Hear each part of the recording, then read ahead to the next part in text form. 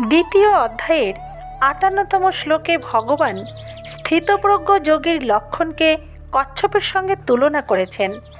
কারণ কচ্ছপ যেমন বাইরের কোনো স্পর্শ পেলেই তার ৬টি অঙ্গ, ৪ পা, লেজ ও মাথা গুটিয়ে নেয়, সেই রকম স্থিতপ্রজ্ঞ ব্যক্তিও বিষয় সংস্পর্শ দেখলে তার ৬ অঙ্গ, পঞ্চ ইন্দ্রিয় ও মন প্রত্যাহার করে নেন।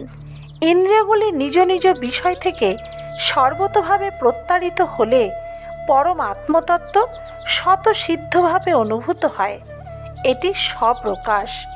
যেমন সূর্য প্রকাশমান থাকলেও চোখ বন্ধ করলে সূর্যকে দেখা যায় না, কিন্তু চক্ষু উন্মীলন হলেই সূর্য দেখা যায় এবং এটির মধ্যে কোনো কার্যকারণ সম্পর্ক নেই।